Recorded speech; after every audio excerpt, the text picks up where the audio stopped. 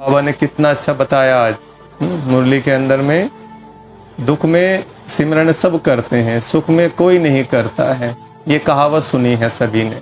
इसका अर्थ क्या है? परमात्मा सृष्टि पर जब आते हैं तो संसार में चारों तरफ दुख ही दुख होता है। भगवान को सब सिमरन कर रहे होते हैं, तो भगवान आकर के सुख की दुनिया बनाते हैं, जिसको स्वर्ग, जिसको सतयुग कहा जाता है। तो वो सुख की दुनिया बन रही है, और फिर वहाँ पर सुख की दुनिया में, स्वर्ग में हम भगवान का सिमरन नहीं करते, क्योंकि वहाँ भरपूर होते हैं। जिस प्रकार बच्चा पेट भरा हुआ हो तो फिर वो माँ बाप को याद नहीं करता, वो आराम से नींद में सो रहा होता है, आराम कर रहा होता है या खेल रहा होता है। तो सतयुग में हम आनंद में, मौज मस्ती में होते हैं। तो ये बाबा ने बताया है। ओम शांति। Good morning. बाबा के महावाक्य सुनते हैं। 4 अगस्त 2023। बाबा कहते, मीठे बच्चे, मीठे लाडले बच्चे, बाप आए हैं तुम्हारे लिए स्वर्ग की नई दुनिया स्थापन करने।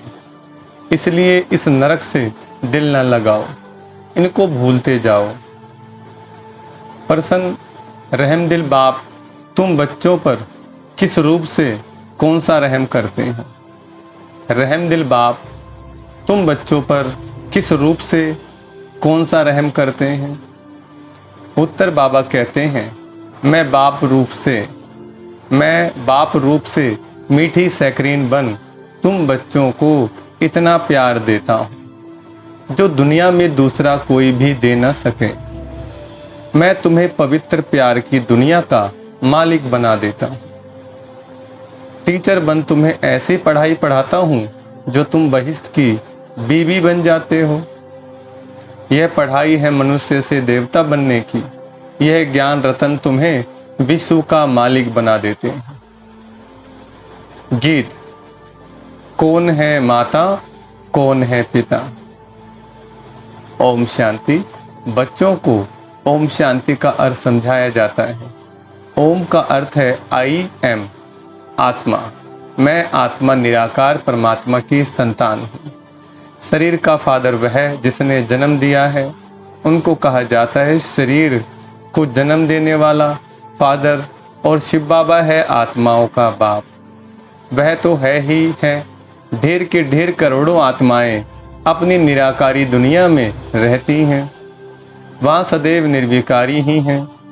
विकारी तो परमधाम में रह ना सके। पहले तो यह बात पक्की करनी पड़ेगी, मैं आत्मा, मेरा बाप परमात्मा। आत्मा के संबंधी सब भाई भाई हैं। इस शरीर के बाप को कहा जाता है लौकिक बाप।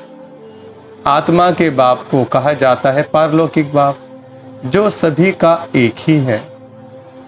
पुकारते भी है ना, ओ गॉड फादर, ओ पतित पावन रहमदिल। यह आत्मा ने पुकारा बाप को। आत्मा इस शरीर के साथ दुखी है। फिर सतयुग में आत्मा को शरीर के साथ सुख है, इसलिए उसका नाम ही है सुखधाम। स्वर्ग यह है नरक, गाया भी जाता है ना। दुख में सिमरन सब करें, सुख में करे ना कोई है। दुख में सिमरन सब करे, सुख में करे ना कोई। अगर सुख में सिमरन करे तो दुख काहे को हो। याद करते हैं पतित पावन को, समझते हैं पतित पावन बाप ऊपर परमधाम में रहता है। गंगा को पतित पावनी नहीं कहेंगे। गंगा को तो इन आँखों से देखा जाता है। निराकार बाप को अथवा आत्मा को नहीं देखा जा सकता। परमपिता परमात्मा प्राणदाता, जो दिव्य चक्षु विधाता है, उनको कहा जाता है ओ गॉड फादर, क्रिएटर। अच्छा, फिर मदर कहाँ से आई? मदर बिगर बाप सृष्टि की रचना कैसे रचे? मदर तो जरूर चाहिए ना। गॉड फादर मनुष्य सृष्टि का रचयिता वह है, सबका बाप। फादर है तो मदर भी जरूर चाहिए। बाप आकर समझाते हैं, मैं हूं ही निराकार। मैं जब आऊं, शादी करूं, तब बच्चे होंगे। परंतु शादी तो करनी नहीं है, बच्चे पैदा करने हैं। शादी बिगर बच्चों को मैं एडॉप्ट करता हूं। समझो, कोई को स्त्री नहीं है। चाहते हैं कि अपनी मिल्कियत किसको देकर जाऊं। फिर धर्म के बच्चे बनाते हैं। एडॉप्ट करते हैं, गोद लेते हैं। तो माँ बाप दोनों ठहरे ना, तो बेहद का बाप कहते हैं कि मैं भी फादर हूँ, मैं कैसे रचूं, समझ की बात है ना। बाप खुद आकर समझाते हैं, मुझे शरीर तो चाहिए ना, तो इनका आधार लेता हूँ। तुम कहते हो हम ईश्वर की संतान हैं, ईश्वर की संतान तो सब हैं, परंतु इस समय बाप सम्मुख आया हुआ है। तुम बच्चों को गोद में लेते हैं, तुम समझते हो हम बाबा के बच्चे बने हैं। बाप है स्वर्ग का रचयिता, स्वर्ग का मालिक, बनाने के लिए राजयोग सिखलाते हैं। खुद बैठ बतलाते हैं मैं निराकार गॉड फादर हूँ। निराकार को मनुष्य सृष्टि का रचयिता कैसे कह सकते हैं? तो बच्चों को एडॉप्ट कर उन्हों को ही बैठ समझाते हैं कि मैं शिव निराकार हूँ, तुम भी निराकार आत्माएं हो। तुम गर्भ जेल में आते हो, मैं गर्भ जेल में नहीं आता हूँ। तुम्हारे लिए है आधा कल्प गर्भ महल, आधा कल्प है गर्भ जेल, क्योंकि आधा कल्प माया रावण पाप कराती है। सतयुग में माया होती नहीं जो पति दुखी बनाए। मैं 21 जन्मों के लिए तुमको स्वर्ग का वर्षा देता हूँ। नई दुनिया स्वर्ग को कहा जाता है। मकान भी पुराना होता है तो पुराने को छोड़ नए में जाते हैं। यह भी पुरानी दुनिया है ना, यह वह है नई दुनिया, गोल्डन एज। स्वर्ग को गोल्डन एज कहा जाता है, पावन दुनिया। तो बाप कहते हैं लाडले बच्चे, मैं तुम्हारे लिए स्वर्ग स्थापन कर रहा हूं। तुम फिर नरक से दिल क्यों लगाते हो? अब नरक को भूल जाओ, मुझ बाप और स्वर्ग को याद करो। पुरानी दुनिया को भूलते जाओ, यह बेहद का सन्यास। पुरानी देह सहित जो कुछ भी देखते हो उनका भी ममत्व छोड़ो। समझो हम सब कुछ ईश्वर को देते हैं। यह शरीर, धन दौलत, बच्चे आदि सब खत्म हो जाने वाले हैं। यह वही महाभारत लड़ाई है जिसके द्वारा मुक्ति, जीवन मुक्ति के गेट्स खुलने हैं। हरि का द्वार कहते हैं ना, हरि कहा जाता है श्री कृष्ण को, उनका द्वार है वैकुंठ। वैकुंठ के गेट बाप आकर खोलते हैं। वहां कोई पतित जा नहीं सकता, इसलिए पतित से पावन बनाते हैं, दुख से लिबरेट करते हैं। और कोई लिबरेट कर ना सके।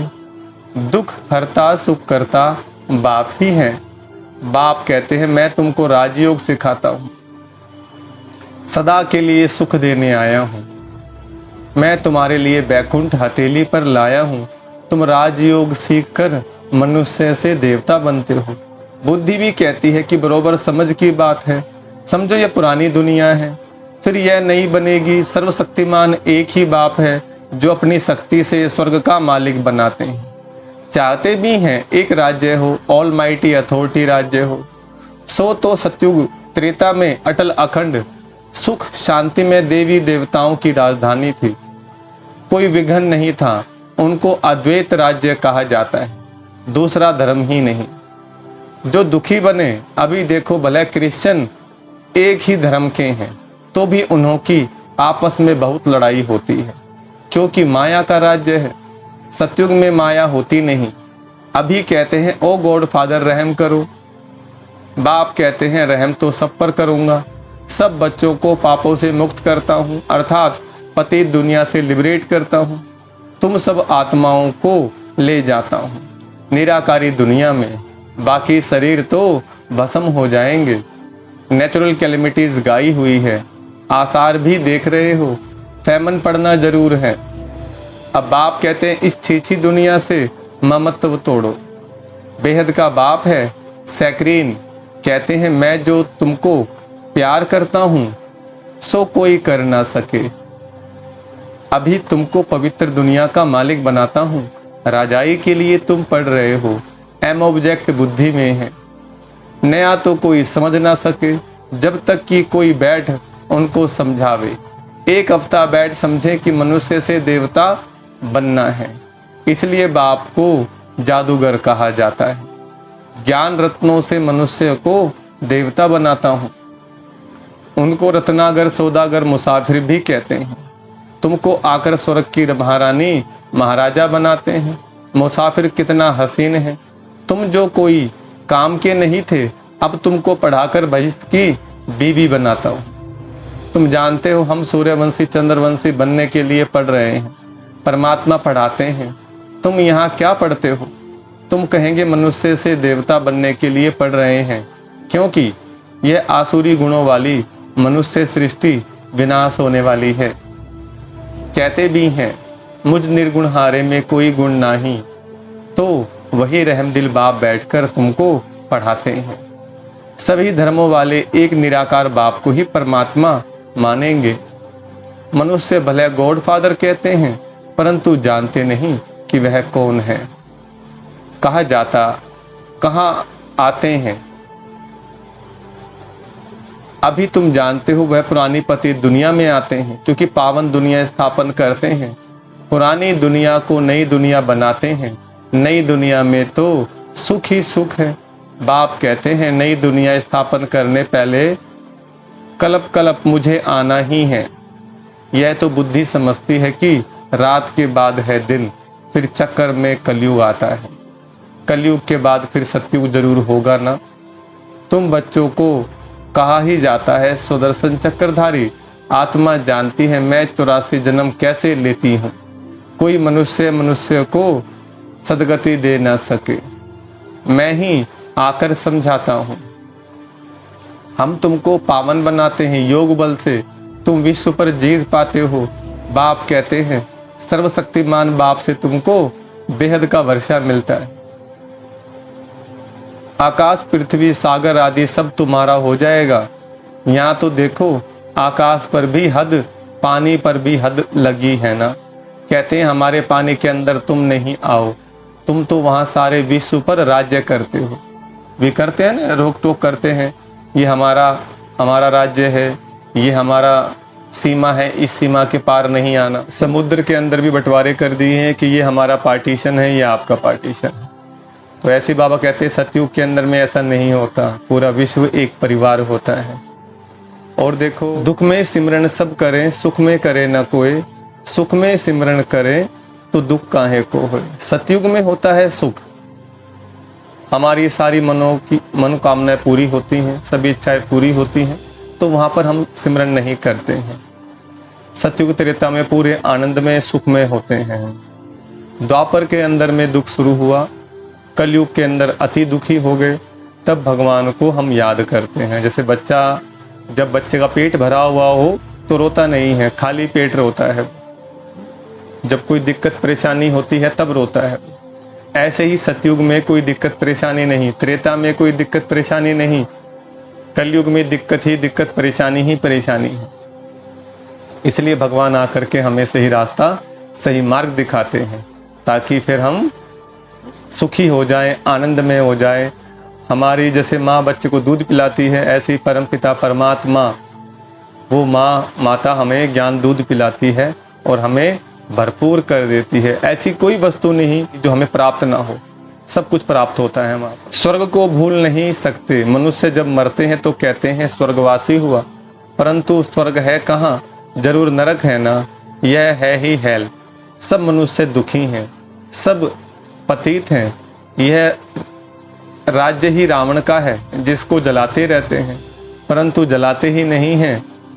रावण को 100 फुट लंबा बनाते हैं और बढ़ाते रहते हैं, दिन प्रतिदिन लंबा करते रहते हैं, परंतु समझते नहीं हैं। यह समझ की बातें हैं। यहाँ देखो मुरली चलती है तो फिर टेप में भरी जाती है, क्योंकि गोपिकाएं मुरली बिगर रह ना सकें। तो यह प्रबंध है, मुरली बिगर तो तड़पते हैं, क्योंकि यह मुरली है जीवन हीरे जैसा बनाने वाली। यहाँ बाबा पढ़ाते हैं, जो मुरली फिर लंदन अमेरिका तक जाती है। बच्चे सुनकर बहुत खुश होते हैं। गाया हुआ है गोपिकाएं मुरली बिगर रह नहीं सकती थी। यह नॉलेज गॉड फादर ही सुनाते हैं। मुख्य एक बात समझानी है कि यह हमारा बेहद का बाप है, इनसे स्वर्ग का वर्षा मिलता है। आत्मा कहती है मेरा बाप परमात्मा है, वह आत्माओं को पढ़ा रहे हैं। ऐसा और कोई कह ना सके कि मैं परमात्मा तुम आत्माओं को पढ़ाता हूँ। ऐसे भी नहीं कहेंगे कि मैं परमात्मा नॉलेजफुल हूँ। तुम बच्चों को बहुत अच्छी रीति समझाया जाता है, परंतु सबकी बुद्धि एक रस तो नहीं होती है। कोई की सतो प्रधान बुद्धि है, कोई की सतो रजो तमो। इसमें टीचर क्या करेंगे? टीचर कहेंगे पढ़ाई पर पूरा अटेंशन नहीं देते हैं। गॉड फादर है नॉलेजफुल। जैसे टीचर नॉलेजफुल है, स्टूडेंट को पढ़ाते हैं, आप समान बनाते हैं, वैसे इस सृष्टि चक्र की नॉलेज गॉड फादर के पास ही है और कोई नहीं जानते। बाप ही नॉलेज सिखलाए, नॉलेजफुल बनाते हैं। बाप है नॉलेजफुल, सबसे ऊंच है, ऊंचा जिसका नाम है, ऊंचा ठाव है। ब्रह्मा विष्णु शंकर है सूक्ष्मतनवासी। 3rd ग्रेड में है मनुष्य, मनुष्यों में भी ग्रेड है। सतयुग में मनुष्यों की ग्रेड बड़ी ऊंची रहती है। तुम गोल्डन एज में जाते हो, आयरन एज खत्म हो जाएगा। गोल्डन एज है तो सिल्वर एज नहीं, कॉपर एज है तो आयरन एज नहीं। यह सब बातें बुद्धि में रखनी है, इसलिए चित्र बनवाए हैं। सतयुग में बहुत थोड़े मनुष्य होते हैं, कलयुग में तो ढेर के ढेर मनुष्य हैं। पूछते हैं बाबा विनाश कब होगा? विनाश तब होगा जब नाटक पूरा होगा, सब चले जाएंगे। बाबा है मुक्ति जीवन मुक्ति का गाइड, वह रहते हैं परम धाम में। तुम भी वहाँ के रहने वाले हो, यहाँ आए हो पाठ बजाने। बाप कहते हैं बच्चे तुम्हें माया पर जीत पानी है।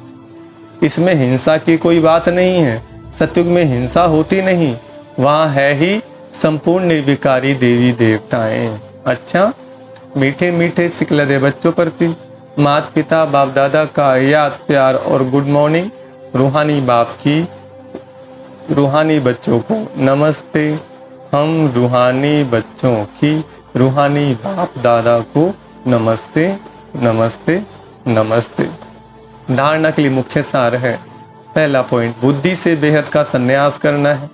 पुरानी देह सहित जो कुछ इन आँखों से दिखाई देता है उनसे ममत्व निकाल बाप और स्वर्ग को याद करना है।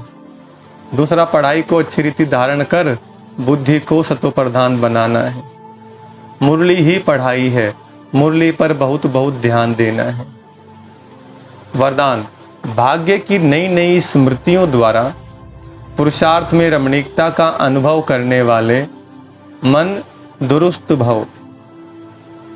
वरदान का विस्तार, ब्राह्मण जीवन में लास्ट जन्म होने के कारण शरीर से चाहे कितने भी कमजोर या बीमार हैं, लेकिन मन सबका दुरुस्त है, उमंग उत्साह से उड़ने वाला है, पावरफुल मन की निशानी है, सेकंड में जहां चाहे वहां पहुंच जाए।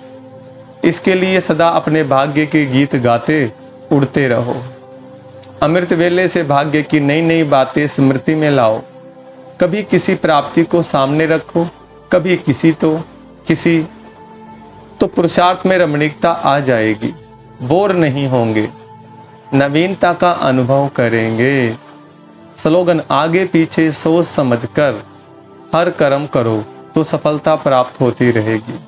आगे पीछे सोच समझकर हर कर्म करो तो सफलता प्राप्त होती रहेगी। अच्छा, ओम शांति।